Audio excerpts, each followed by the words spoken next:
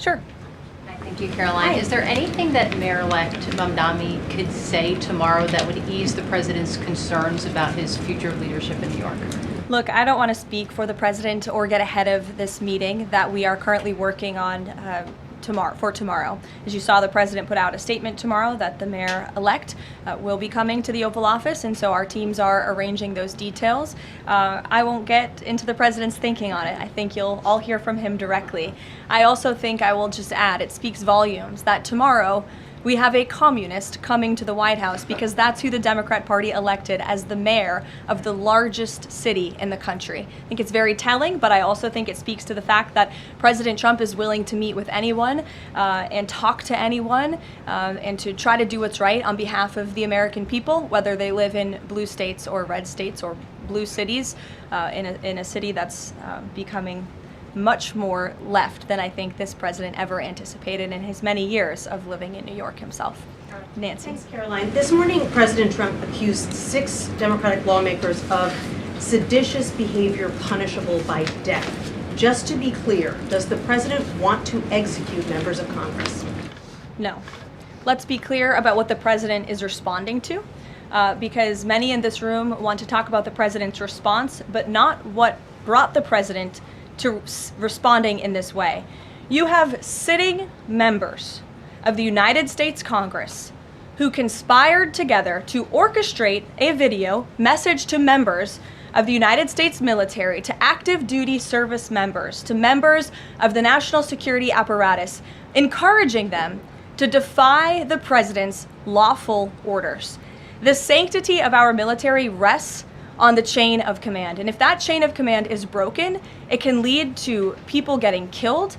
It can lead to chaos. And that's what these members of Congress who swore an oath to abide by the Constitution are essentially encouraging. We have 1.3 active duty service members in this country. And if they hear this radical message from sitting members of Congress, that could inspire chaos and it could incite violence and it certainly could disrupt the chain of command. These 3 members of Congress, I will also add, knew exactly what they were doing. You look at Alyssa Slotkin. She's a former member of the CIA. Mark Kelly was a captain in the U.S. Navy. Maggie Goodlander was a naval officer, and notably, she is also the wife of Joe Biden's national security former advisor, Jake Sullivan. And so these members knew what they were doing. They were leading into their credentials as former members of our military, as veterans, as former members of the national security apparatus to signal to people serving under this commander-in-chief, Donald Trump, that you can defy him and you can betray your oath of office. That is a very, very dangerous message, and it perhaps is punishable by law. I'm not a lawyer. I'll leave that to the Department of Justice and the Department of War to decide. But the president has frequently, but Caroline, can I just follow up? The president and the vice president, for that matter, have accused the other side of encouraging political violence. Isn't that exactly what the president is doing when he says that members of Congress should be killed? Why aren't you talking about what these members of Congress are doing to encourage and incite violence? They are literally saying to 1.3 million active duty service members not to defy the chain of command, not to follow lawful orders. Actually, every single you can refuse an illegal order, which but is they're suggesting, Nancy, that the president has given illegal orders, which he has not. Every single order that is given to this United States military by this commander-in-chief and through this chain of command, through the Secretary of War, is lawful. And the courts have proven that. This administration has an unparalleled record at the Supreme Court because we are following the laws. We don't defy court orders. We do things by the books. And to suggest and encourage that active duty service members defy the chain of command is a very dangerous thing for sitting members of Congress to do. And they should be held accountable, and that's what the president wants to see. Phil. Thank you. Ambassador Mike Huckabee had a meeting with Jonathan Pollard, a former U.S. citizen who was convicted and spent 3 decades in jail for selling state secrets to Israel. Did the White House know that that meeting was going to happen? Does the administration condone it? The White House was not aware of that meeting, but the president stands by our ambassador, Mike Huckabee, and all that he's doing for the United States and Israel.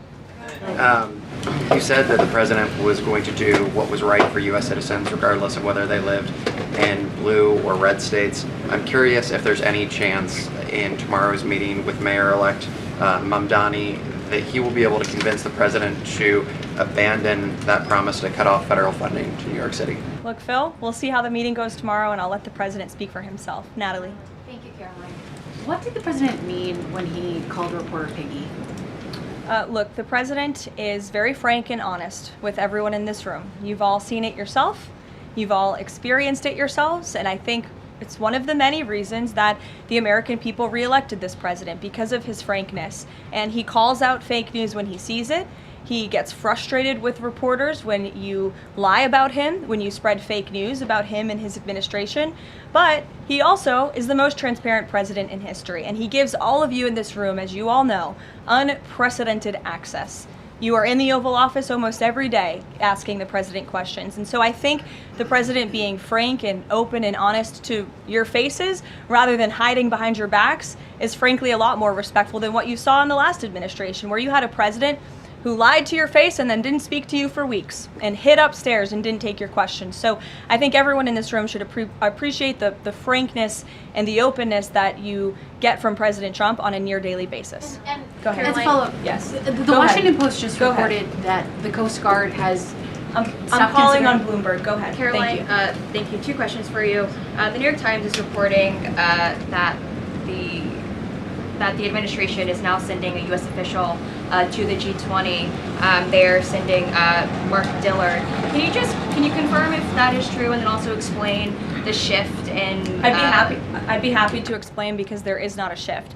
The United States is not participating in official talks at the G20 in South Africa. I saw the South African president running his mouth a little bit against the United States and the president of the United States earlier today, and that language is not appreciated by the president or his team. The ambassador or the representative of the embassy in South Africa is simply there to recognize that the United States will be the host of the G20. They are receiving that send-off at the end of the event. They are not there to participate in official talks, despite what the South African president is falsely claiming. Sure. Thank you, Caroline. Last week on Fox News, President Trump said that we've had a lot of problems with the French. How would you describe the current relationship between France and the U.S.? Look, the relationship remains very strong. President Trump speaks quite frequently with Emmanuel Macron. I think they have a good working relationship.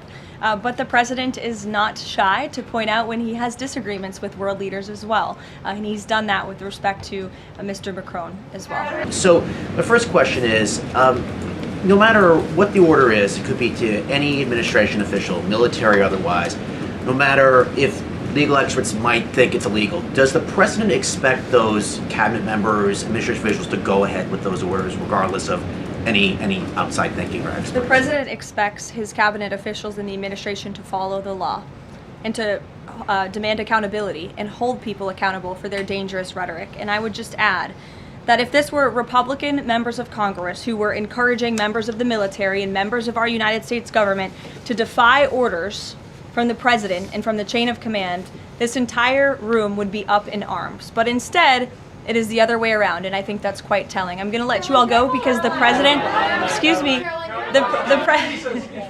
I appreciate the encouragement this afternoon, but President Trump is about to meet in minutes with Israeli hostages who this administration freed, and so I'm going to go up to that meeting, and you will hear more about that later. Thank you.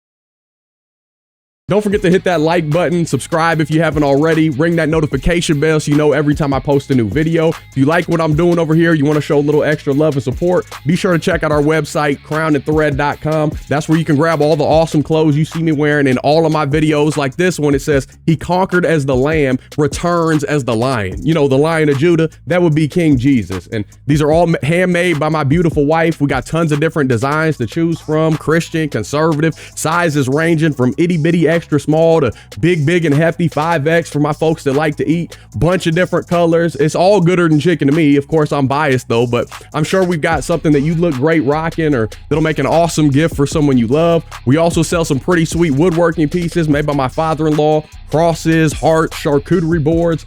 Definitely go check those out as well. If you'd like to support in other ways, you can buy me a coffee, hit that thanks button. You can become a member of the Gibson family right here on YouTube. All those links are down below in the description section. Listen, by no means do you have to do any of that stuff. Just showing up and watching my freckle face for a few minutes, that means the world to me, seriously. And I love y'all. I truly can't thank you enough for rocking with me throughout the years. Whether you've been here since I started back in 2017 when I was doing music reactions, or you're a recent subscriber, by the grace of God through my Lord and Savior Jesus Christ, and with y'all's support, my life couldn't be any better. Seriously. So thank you. And until next time, I'll be praying for you.